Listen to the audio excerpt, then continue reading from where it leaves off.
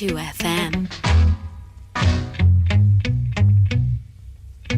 Game On's Fantasy Football.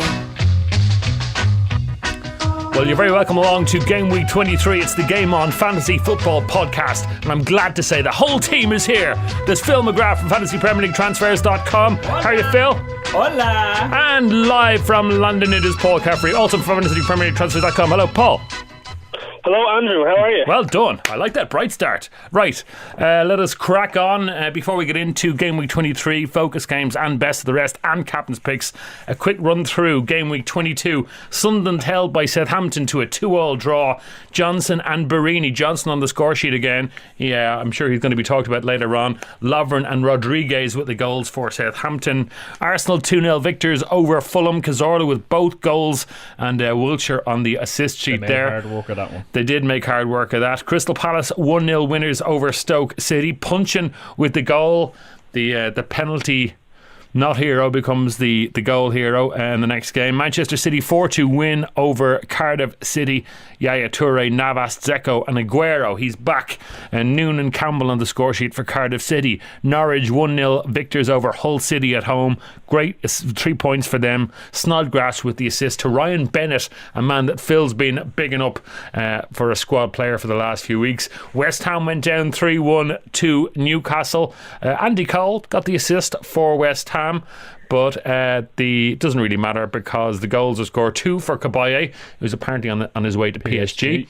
Remy got the other one, and Benarfa, Sissoko and Gouffran with the assists for Newcastle. Liverpool held to a 2-2 draw by Aston Villa. Gerrard and Sturridge cancelled out by Vyman and Benteke, and Agbonlahor got 2 assists there. That's noteworthy in that one. Henderson and Suarez also on the assist sheet for Liverpool. Swansea 1, Tottenham Hotspur 3, and that was Adebayor 2 goals for Spurs, an own goal from Chico, and Boney got the Swansea one there.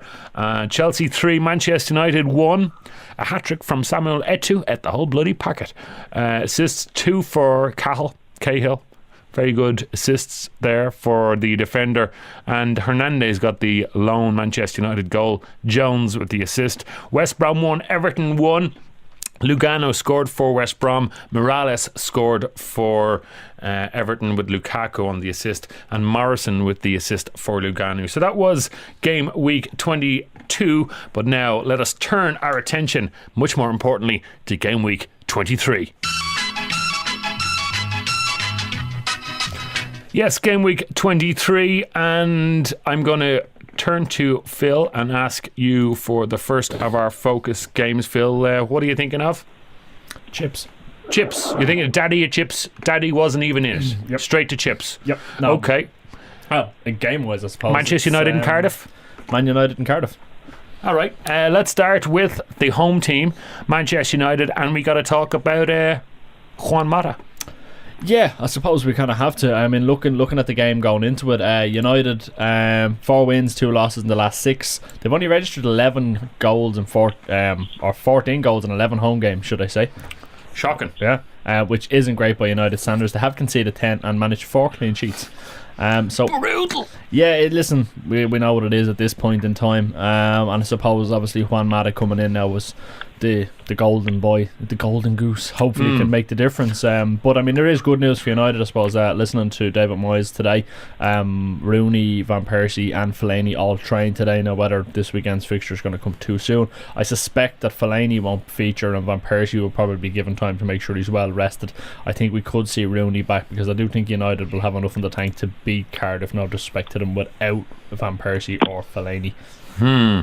But yeah, it's all about Juan Mata. I know, like Gunnar Solskjaer coming back to his old club. Do you think that Mata's going to make a huge and immediate impact on the United team and performances, more importantly? I'm very sceptical of players when they come in. I mean, my general philosophy is sit and wait, because you don't know how well they're going to bed in. But the fact that Mata's coming from another Premier League club is of a huge advantage to United. He's already settled in English football. He knows what to expect.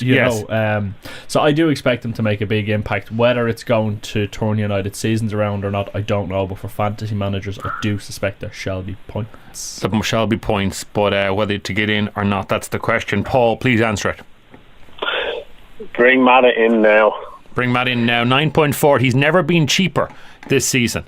He started Yes. he started out this season at 10.5. He's now down to 9.4, where he's been from just before, I think, the start of December. He's been down to 9.4. Dramatic fall in his price.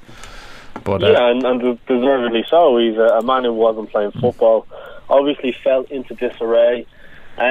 I mean, David Moyes has hinted in a press release on Sunday that, Matt is going to be important, all the stuff you'd expect to hear, and that he's actually he's going to start contributing from tomorrow night. So, I mean, I'm in a position. I have played my wild card. I've had multiple variations on my team, and I was lucky enough to get Matt at 9.3 a few days ago. So he is actually in the team. I'm not going to be expecting a huge amount from tomorrow evening. It'll be going to the game, so looking forward to that. So it should be good excitement with Solskjaer coming back, and obviously Massa being unveiled to the crowd, hopefully playing some part in the game. I would be of the opinion that generally when we see players who we know are settled in English football, as you guys rightly point out, when they move to a new club or they sign a new contract, all these things, they generally put in great performances. So I would be interested in kind of seeing a few goals and seeing a good points return. But the nice thing with that is he's going to have the likes of Rooney, who is going to be back fit. Obviously, the question mark when Van Persie comes in, how do they play together?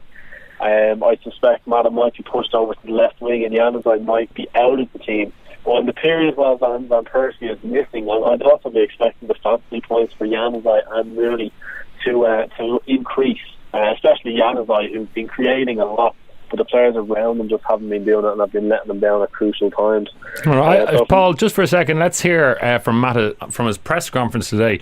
He was asked several times about where he sort of sees himself playing and how he'll fit into a team with Van Persie and Wayne Rooney in it, and he seems to be saying he's going to be playing in that number 10 hole. Well, I can't wait to play alongside him. For me, he's one of the best players in the history of this country. He's unbelievable. He's a striker that he can score, he can assist, and he can come to the midfielder to take the ball and to try to move. So I think I will enjoy a lot alongside him. For me, he's an unbelievable player, and I will try to connect with him as much as I can. I will try to find the gaps between the rival defenses, because I was doing this in the last season. So I think that's my best kind of playing. Try to be in the position that I have to be, to try to assist the strikers. All right, so that is Juan Mata talking about how excited he is to hook up with Wayne Rooney. So that would seem to suggest that he is going to play in behind the strikers, and that's what he's discussed with David Moyes. Now, he did say repeatedly, if you want to know what position I'm going to be playing, ask the man to my left. But that was as forthcoming as he came on where he'd be playing. Very interesting to see if they can get that partnership between the three of them up and at it early, with Januzaj coming in off the left. Exciting times ahead, possibly, Phil? Yeah, listen, you've got to be optimistic about it. I mean, United supporters and us being those, got to be skeptimistic. Haven't had much to cheer about this season. So hopefully this is the start of something. And yay! Sorry, I just thought I'd practice. Well done. Good effort. Yeah. Good effort. A bit rusty, but we can work on it. We're not in the top four yet. No, that's true. But I mean, certainly, and if you listen to the rumours, and Paul will tell you better than anyone, the rumours going around Old Trafford is that Matt is just the first of many to come in. So I'll have to wait and see how that one pans out. But listen, you've got to fancy United this week for the result against Cardiff. I know Solskjaer is making a return to Old Trafford. Cardiff, they haven't won any of their last 6 games. They've only got 1 draw, in fact, and they've registered 7 goals in 11 away games, conceding 21. So this should be, and I emphasise the word should be, United victory. Interestingly enough, for fantasy manager, suppose, is the signing that Cardiff made. Yes. A couple of days ago. Now I'm going to try and pronounce this, but it's the Icelandic guy, is it? Yeah, Joe Inge Berget. I think that's close enough. They signed him from Molde. He's got 23 goals in 82 games. Molde. Yeah. In 23, he's got 23 goals in 82 games. For them, so he's certainly capable of finding the back of the net. Nice sidestep. Yeah. In for the try. But I'd be actually keep an eye on him and see how he plays. And obviously we know Fabio is expected to make the move to Cardiff. Obviously he's not going to be. And Zaha, ready. Yeah, Zaha. Is won't that be a able to loan play. It's or a is he loan going? Move. No, it's definitely a loan move. Zaha has already come out and said it's a paid loan. Yeah. So they're going to be paying a couple of quid, probably 1.5, 2 million to have his services and pay his wages for the next 6 months. I think it's a good move for all involved, really, because Zaha needs game time and Cardiff need players. Yeah. I think Kenwyn Jones is coming in as well, straight swap. Jones is Be coming great in for Stoke, Cardiff's nightlife as well. Yeah. It's a fine city, as I've proved many times in the past.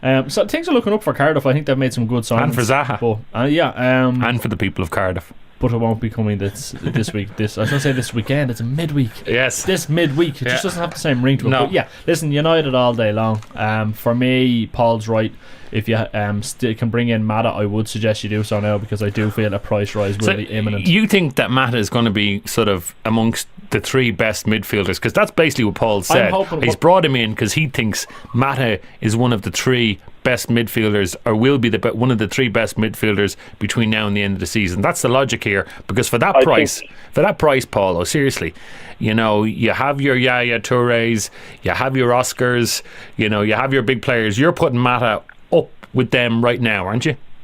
To qualify it, absolutely. I think he's going to be one of the top 7 score and fantasy players for the next 6 months or 5 months, whatever's left. Absolutely. That's what I want confirmation of. Absolutely. Yeah, there's no. I think he's going to have the same effect in United, hopefully, that Ozil had when he came into Arsenal. But we'll have to wait and see. So, I mean, Mata for me, and if Rooney... Now looking at my squad going, who do I have to ditch? And if Rooney should be back and fit, we reckon he'll feature, is also one to look at this week. And then again, I mean, there is always a chance, that we could have 1 or 2 more additions to the United squad. I mean, surely, he's lightening it now, so 1 or 2 more bodies go. He probably needs 1 or 2 more to come in. Paul, what are you hearing on the streets around there, or the local word? I know they keep saying there's more coming in the summer and there's more coming in the summer. Do you think we could get a sneaky one in the next week?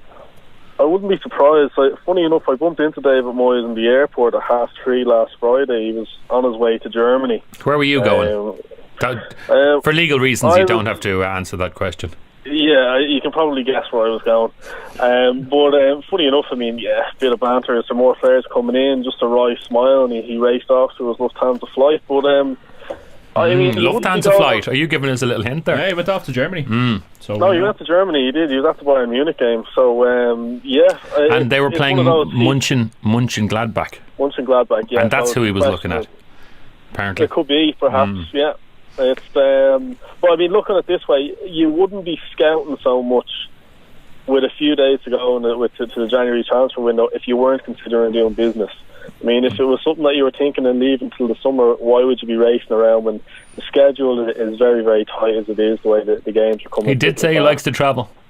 Anyway, let's move it on, because non-Manchester United fans will be getting bored at this stage. So basically, Man United for the win and the clean sheet. Ole Gunnar to struggle at his former club. And apart from Mata, are we hinging on any Januzaj? A lot of people have him. Yeah, listen, I have my play him, and certainly if Rooney's back in the squad, yeah. All right, nothing else. Good luck. Good night, Irene. All right. Apart from Irene, let's move on to the next game, Phil. We have to cover the Merseyside derby. Has to cover the Merseyside. Liverpool, Everton at Anfield. It's obviously it is on Tuesday night, which is tomorrow as we record this, an 8 o'clock start. Yeah, Liverpool derby. Yeah, I love the listen. Even as a United supporter, I love the Merseyside derby. Go on, the toughies. Looking at the stats going into it, Liverpool 3 wins, 2 losses, 1 draw in the last 6. Everton 3 wins, 1 loss, 2 draws, fairly similar records. Liverpool, however, have scored 29 goals in 11 home games, whereas Everton have only managed 14 goals in 11 away games. See how much more impressive that is than Manchester United now. See how, just same stat. Wait till I get Bang. if we had City at home this week, you'd be completely blown away. But anyway, don't intimidate. And actually, Liverpool's away record is quite impressive. They did get 5 goals at White Hart Lane, let's not forget. Yeah. Now, the other thing about Liverpool at the moment is 9 defenders for Liverpool out. They're really, I know a lot of them aren't their first time, but like Johnson, Agar, Sacco, Jose Enrique, Flanagan, Wisdom, all gonzo. Oh, Wisdom's on the championship. Flanagan actually, I don't know if he'll be back for tomorrow night, but I reckon he'll be back the weekend. So there'll be a cheap way into that Liverpool defence. Yeah, well, we'll keep an eye on. Okay, Liverpool, they're at home. What players are you looking for here, Phil? Well, for me, there's 2 with Liverpool. Gerrard and Suarez. Now, if you don't have the money for Suarez, I don't agree with you on that at all. So do I. Gerrard, really. Yeah. I think Gerrard is still worth looking at. I think Henderson's much better value, and he's doing the same sort of role at the moment. Yeah, but look at the points. He's only 14 points behind, and 2.4 million. That's a sort of differential. Most of the points Henderson picked up was when Gerrard was out injured because he was playing in Gerrard's role. So Gerrard's holding that team back at the moment. I'm sort of with Paul on this. I'm agreeing with you, Paul. He's not quite good enough to do the attacking role that he's done so well. He's gone. His legs are gone, lads. His legs are gone. Look at him. He can't run. It's a little dramatic, but the team, if you look at what they're doing, they're trying to accommodate him, which is always a shame when that happens for a great player. But I mean, if you look at the Aston Villa game, he got ran ragged, and they played him. They didn't show any respect to Aston Villa. Basically, probably their worst half of football all season. Got battered in the first half. They were 2-0 down. It should have been a lot more, really. And they played him instead of Lucas, and if Lucas was there, arguably they're a lot more solid. So I feel sorry for Rodgers in a way. That is a difficult decision to make if it is. How do you actually cut Steven Gerrard from Liverpool? I do think, I know maybe his legs aren't gone, but I do think he's lost 2 yards of pace. I really do. And he's no box-to-box player anymore. The same Steven Gerrard. I mean, looking at it, he's playing deep. I mean, yes, he's on penalty duty, so I mean that's where his points have come from. I'd say if you investigate his points, probably a lot of them are from the spot.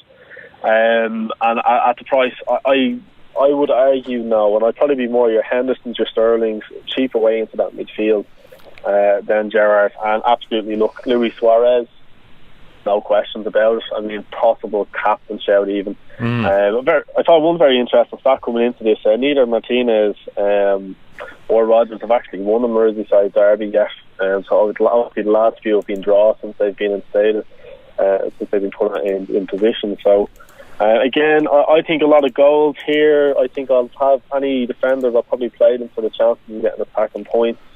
And Coleman, I believe he will miss this game.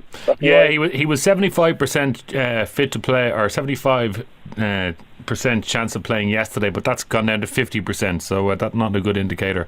Jagielka and Distan still at 75%. So, but Baines and Heitinga and Hibbert and Stones are all available, so we'll expect to see a makeshift Everton defence take on this Liverpool team at Anfield. Elsewhere, apart from the defenders, which has been our normal place to look in Everton, Paul, what else are you looking at? I'm not really a fan of too much more from the Everton team, which is funny enough to say. Now, I know yourself and Phil have been big advocates of Lukaku, and all well and good, he gets the goals and deserves a bit of praise. He's not one that I'd be looking to pick, so I mean, really, apart from the attacking defenders at Everton, there's probably no one else who merits getting into my fantasy team at the minute. I don't know what you're talking about, Lukaku. I haven't picked Lukaku for months. Okay. Phil, have you picked Lukaku recently, no? Still have him. Yeah. I knew Adebayor's my boy. Yeah. That's good move. He's my middleman. He's my middleman. Right, so let's move on from that then. No point sticking around at Anfield just for the sake of it. Phil, our third focus game is Phil's internet's gone down, Paul. He's actually using it's an old instrument. It's called his brain. Be very careful now what you're going to hear in the next one. What's the third focus game, Phil? Spurs and City. Oh, Spurs and City, yeah. Well, good call. Good I'm looking match. forward to this one. This is actually, beside the Merseyside derby, probably the most exciting game of the weekend. Simply because Spurs under Sherwood now have put an impressive run of games together that sees them unbeaten in the last 6. 5 wins and 1 draw. City, of course, are unbeaten. Full stop. Spurs' goal record at home is absolutely terrible. 13 goals in 11 games, much like United's actually. Whereas City on the road have scored 21 and 11. So I'd be looking at this one. However, you have to point out the fact that Tottenham's goal threat has certainly upped since Sherwood's come in, and they've switched their 4-4-2, and obviously with Adebayor getting goals. So this one for me has goals all over it. Spurs' last defeat, I think Paul mentioned earlier on, was 5-0 away to Liverpool, but more interestingly is the fact that this game finished 6-0 to City at the Etihad earlier on the season. So Spurs are going to want to kind of right a few wrongs. I think if you jump in on that, I mean, this is a game that Spurs won 3-1 last year, and looking at the statistics, what you have is in Man City and Tottenham, you've got the 2 most creative teams in minutes per chance created in the league this season. I think so every 5.5 minutes they're having shots on goal. And then if you look at the season collectively, You've got Manchester City with the best conversion rate of around 16-17% against Tottenham with the worst, which is about 5.5%. However, if you go back over the last 6 games, they're very evenly matched when it comes to conversion rate, threats, chances. So all in all, everything will point to a boring 0-0 draw. Yeah. Yes, says Phil. He's happy with that assessment. In the middle of the field, Paulinho is back, 6.6. I know I have followed Phil's advice and your advice, Paul, and brought in Ericsson over the last couple of weeks, and he's done me well, the lad. The boy's done me well. Should I get rid of Ericsson now and go for a cheaper option in the middle of that park? Absolutely not. Keep Ericsson. Paulinho was very much pushed by AVB, and he was unlucky not to get points, if truth be told, when he had his opportunity. But there's absolutely no reason for Sherwood to drop Ericsson and bring Paulinho back in, because that's where Paulinho was playing. He was playing that number 10 role. So I would absolutely stick with Ericsson and absolutely stick with Adebayor as well. And then I suppose that's really it for me on the Tottenham side of things, unless you were, I think defensively there could be something there, but not in this game. Absolutely not against Man City. So. Yeah, I think you're right. I mean, in fairness to Spurs, they have picked up 5 clean sheets at home this season, so they are reasonably solid at the lane. But certainly with City coming to town, you're never going to back anyone for a clean sheet against City. No. Dawson at 5.2 and Kirikesh at 5.1 are good value if you want to buy into that Spurs defence. But we're basically saying this week is not the week. No, it's not. All right. Yeah. That is Sergio Aguero. We should talk about Manchester City. No, we should talk about Manchester City. I'd almost forgotten the team that will probably win the league this year. The best team in the league so far. So let's talk about them briefly. Aguero is back. Negredo's out. Have you made that switch? I made that switch last week. Oh yeah. Paul, have you made that switch? I was lucky I did, because it was exact money, and within an hour of me making the change, Aguero's price had gone up that horrible 0.1. Ouch. Paul, have you made that switch?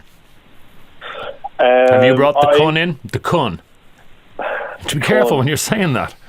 That slick Kun. He is he's currently in my team. However, I do still have the unlimited transfer that I've played the wild card, so I might tinker with that a little bit later on. We'll be expecting a good week out of you, Mr. Caffrey. They'll be looking at Caffrey. You'll be expecting a fantastic 6 weeks out of me. I've a very good team now so far, but I still need to tweak it a little bit. And I'll tweak mine based on yours next week. Lovely. Nothing like a bit of competition. Yeah. Red hot it is on the Game On pod. I knew we'd blink for it. Paul, anytime you want to play poker, give us a shout. Right, let us go and talk about best of the rest. Are we happy to do this? Yes, yeah, I think so. Right, best of the rest. This is going to be quick. Norwich, Newcastle. Norwich, no. Not particularly. No, I fancied Norwich for a clean sheet last time. You have mentioned Ryan Bennett, by the way, and kudos to you because he popped up with the winner. Yeah, but not this week. There's nothing in it for me. He's a squad player. You were never very excited about him, but you did think he was good to be sitting on the bench last week. Yeah. Right, Newcastle. The big news about Newcastle is Kabaya is going to PSG. Well, if they up their bid by 5 million, he'll go. Apparently, Pardew confirmed to a friend of mine today, who's a journalist there, an Irish journalist there, that he is going. Oh yeah, we know he's going. They're just playing silly beggars over money. That's it. I personally don't know where he's going to fit into that PSG team, but anyway, that's not my problem. Paul, Newcastle. Well, I'm actually going to go a sneaky clean sheet with Norwich. I don't fancy anything from Newcastle, and I'll be throwing in maybe Whittaker this week. Interesting.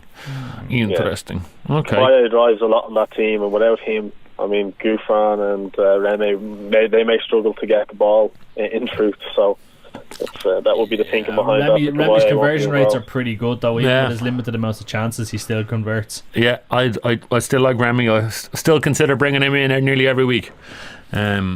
So, all right, let us move on from that. Southampton and Arsenal. Does that mean semi for Remy? No? Go on, continue. Southampton. All right, just don't comment on that. Southampton and Arsenal. Let's start with the home team. Southampton. Difficult to play anyone. I mean, most people have Lallana. Let's start there. Yeah, listen, I have Lallana. I have. I'm not going to deploy my wildcard this week. I'm going to hold on for the final week. So Lallana will start. He will play. Whether he'll still be there when my wildcard is deployed. You're going to get rid of him, get another 2 million. You're going to buy in Mata. I don't know yet. I'm not sure. I haven't made up my mind. My crystal ball. See this thing? It just told me. But I mean, what's quite interesting is what's going on at Southampton with Osvaldo. Looked like he's played his last game with the club now. A bit of fighting in training, and according to Pochettino, it pretty much looks like he's played his last game with the club. He won't tolerate it. And lots of Italian clubs are saying, "Great, yep, we'll take him. We'll take him back." I mean, Rodriguez for me is probably was flagged at the start of the season, we weren't surprised. It was always a gamble to spend so much money. I mean, is this the start of the wheels coming off Southampton? Funny enough, I do think this is a game where Arsenal may struggle and Southampton could get a result, but I don't see many fantasy points in it. Yeah, well, I mean, from Southampton's point of view, I'm not particularly expecting loads of points. I did write a piece on the site today, and Jay Rodriguez was mentioned, so he is consistent, very consistent for the price. Yes, and that's pretty much what it kind of comes down to. So I suggest people go and have a look at that. It might help. Possibly not this week. Not this week, but maybe going forward. Arsenal side of things, hopefully Gnabry keeps his spot in the Arsenal side. I don't see why he won't. 4.2. What a price. Chamberlain is the only one that's really going to come in and possibly knock him out there. But I think Wenger had kind of bigged up Gnabry, saying that he's an outside chance of making the German World Cup squad. So I think once he said that, you kind of would imagine he's going to give him the game time. Wilshere won't make it back in time. He's going to be out. Ramsey fit again this week. Ramsey is back, and that's the big news for a fantasy manager. I think we all struggled to kind of fill that gap left by Ramsey for that price, which is where Lallana was kind of born out of. But certainly with Ramsey back in, it'll be interesting to see will everyone jump back on him. Jack Wilshere played very well over the last few weeks in Ramsey's absence, and I think he got 27 points in 4 games. Yeah, for if people are prepared to take a risk on Wilshere, he's only 6.3. But no, he won't play. According to Wenger today, he's not going to make it. He is he's injured. He got a knock. Cazorla's probably the most interesting prospect there at 9.5. He's kind of snuck up now, 2 goals last week, and I think he'd won the week before as well. He's kind of getting back to some sort of form. But Paul's right. This game could really go any which way. Giroud still isn't really impressing either of you guys. No, No, not at all. Just for that class that you think should be there. He's lacking. He's lacking that killer finish. He can't. Don't get me wrong. He has got the goals, but there's just that spark. That's something that he's missing. That all the good strikers like Aguero has, Negredo has, Van Persie has it, Rooney has it. He just God forbid, even Adebayor has shown little sparks this season. I just haven't seen it from Giroud. He can finish his dinner, but not the dessert. All right. Let us move on from Southampton Arsenal. Swansea and Fulham. I'm gonna skip over that, Paul, unless you tell me no. Well, just one player, Wilfred Boney. He's playing very well, and he's kind of single-handedly dragging Swansea through some games. Fancy him for a goal. Nothing else than that for me. All right, keep going. Crystal Palace and Hull City. Don't think this is going to be a major stopover either. I've actually fancied Palace for a clean sheet this week, so if you've got Speroni or Gabadon or any of the Palace defenders, I'd certainly throw them in this week. Is that where you're both looking for your cheap squad defenders? Those clubs, a club like Crystal Palace, cheap and well organised? Newly promoted clubs, I would say, in general, they're going to get players at that price, but certainly Palace now with Pulis in there are, that's a mouthful, are doing quite well. They've shown a bit more defensive resolve, so the likes of Moxie's got such a great name, but maybe only in Dublin. I'd probably wouldn't be. He did a hamstring, so he's only been eased back into it last while. What about Jason Punchin for anyone looking for that cheap squad midfielder? I think there's better options. Absolutely, yeah. Oh, Paul's disagreeing. I think there's better options, but okay. He is very well. He did very well last week. I know he took a howling penalty at White Hart Lane a few weeks back. I mean, realistically, he's probably not going to get into your midfield, but if it works out that's the money that you have left, I mean, he's not a bad option to throw in for the price he's at. All right, let's move on to Aston Villa and West Brom. Again, a quick conversation. Do you like getting Phil? No. Okay, Paul? It's a derby, and I fancy Villa to beat Pepe Mel's side. So Villa look better up front all of a sudden, don't they? Benteke starting to find some form, and Agbon Lahore's loads of assists. Yeah, again, this was something I looked at on the site during the week about is Benteke back? Can you really consider him, especially with the winter wildcard coming to a close? And if you actually go and take a look at that again, there's some interesting stats coming out with that could help sway your decision and certainly help. So do we have to read the article? You're not going to tell us? No, I'm not. I didn't spend all those hours writing that just to tell you. All right. Can you not give us a conclusion? No. Nope. All right. Paul? Aston Villa for you? I didn't read it. Oh, go on. Cheers, mate. What a nice guy. I didn't read it either. Agbon Lahore, Benteke or Vyman, if you're going to pick one of them up front, you won't this week, but if you're going to pick an Aston Villa player, who would it be? I'd bang Lahore because he plays all the time, but yeah. All right, moving swiftly on. Chelsea, they have such an easy game this week. They're at home to West Ham. Right, go for it. Phil? Hazard. Paul? yeah, I mean Hazard, Oscar, Edo's hat-trick against United. I mean, a bit of a flash in the pan. I wouldn't be getting too excited about it. And it shows that Mourinho has little faith in Torres because he's starting to drop him a little bit. So, yeah, they're the only two players for me. And I'd probably go clean sheet as well. So, Peter Cech or John Terry or whatever, I suppose, Chelsea defender you can afford, maybe as Philiquet or something like that. Anyone from Chelsea. All right, anyone from Chelsea. Now, I'm going to ask both of you a quick question, and I don't want you to think about it, just want to tell me. Mourinho has decided to build his squad around Oscar rather than Mata. All right? Mm-hmm. I want you just very quickly to decide now, you're building a squad. Who would have you have chosen? From Chelsea, obviously. Yeah, Mata or Oscar. All between those? Yes. I have to agree with Mourinho, Oscar. Yeah. Paul? Yeah, if I was doing it now, yeah, younger player on the up, you would go that way. What I wouldn't have done is I wouldn't have frozen Mata out. I would have played him off to the left. All right, let's move on. Sunderland and Stoke City. Sunderland, they're getting better and better. Are they getting good enough to buy players? Well, Adam Johnson's the only one who's been shown anything. Let's put the fact that he scored a hat-trick to one side. He scored a hat-trick. How can you put that to one side? And then followed it up the next day with a good goal. So he's got attacking returns in 2 consecutive games. Yes, that's basically what it comes down to. If you look at Adam Johnson, right, he's got, I think it's 5 goals and 4 assists for the season. And Phil, you're right. The last 2 games, he's picked up 4 of those goals and 2 of those assists. So what he is, he's a man who's in form. Okay, so Sunderland are in the dogfight. They need their wingers to stand up and be counted, and he needs to put in performances every week. Wingers generally are kind of on and off, and it can be a bit frustrating. At the moment, yeah, you throw him in for 2 or 3 games, then you just throw him back out. And that's how I'd see it, yeah. Disposable Johnson. Throw him in, and then he'll have those 1 or 2 frustrating game weeks, and you just go, yeah, I can see why people get annoyed with you. To any of our friends listening in America, a disposable Johnson is not what you think. I love it. All right. Well done. Joke of the week. Right, Paul and Phil, that was best of the rest, I think. Stoke City didn't even get a mention there. We're happy with that? Yes. Yeah. All right. Right, coming up next, we're going to have the most important question of the week. Who are you going to captain? So, who will get the vote for double points? Phil? Yeah. Man United at home. Liverpool at home. A cup of coffee there, Phil. Said it again? He sounds like you're having a cup of coffee. Going for a cup of coffee, Oh, well. Yeah. For me, I'll jump ahead of the queue. Go on there, right? Paul. Go on, my son. 2 people who impress me.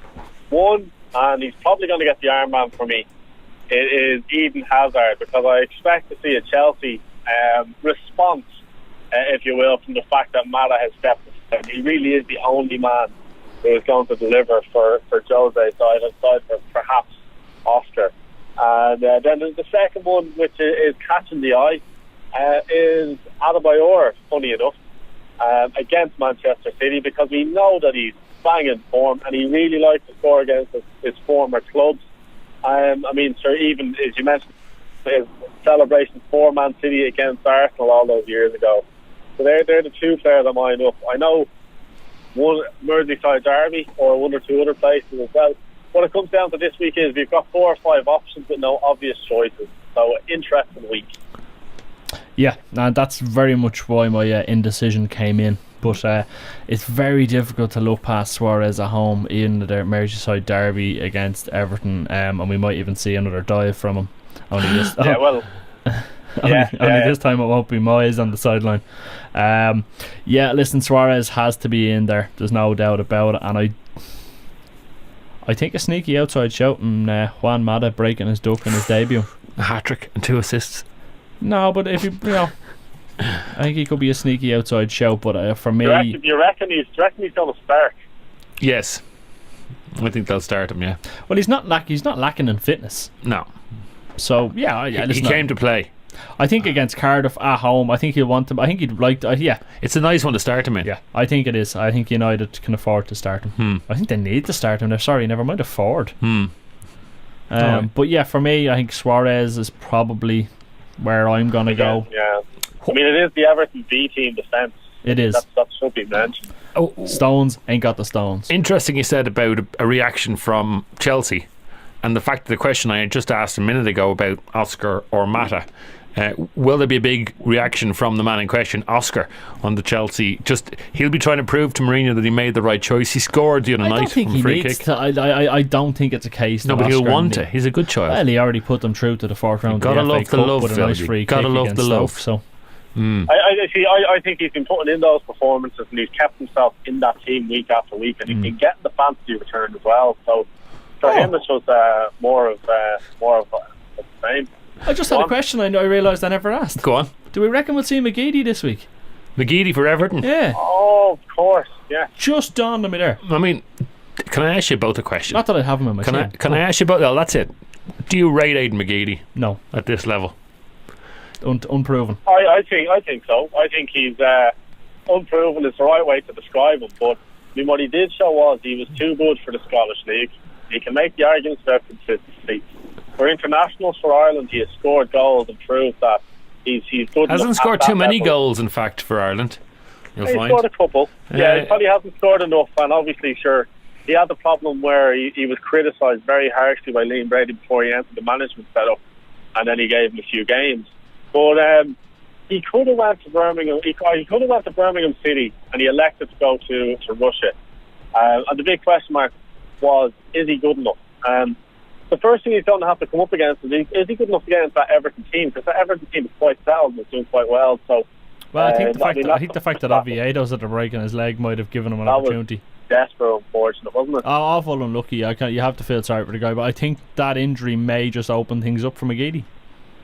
Yeah, possibly. But listen, we'll monitor him, I suppose, and see how he runs. At 6 million, he might be worth a look. But I just wanted to get your opinion. I saw him play. I saw him play for the Republic of Ireland in the Aviva Stadium against Brazil a couple of years ago, and he was the best player on the field. Brazil won the game, I think, but he scored 3 goals in 63 appearances for the Republic of Ireland. That's all.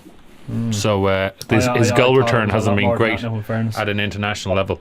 Anyway, sorry, I think Paul is right. I think Paul is right. I think we shouldn't make a call on that until we see him at this level. So unconvinced, but let's watch that space. Right. Any more questions? No. Let's move on. We got captain's picks. We did. We're all captain Suarez, ish, maybe. or Mata. Okay. Or Hazard. Not a whole lot of time left in the pod.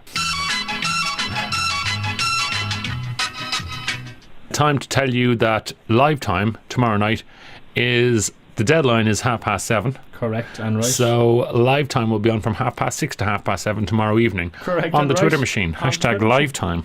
Come and join me. You'll be talking to Phil. Come and join me. He is the man. So yes, that's it.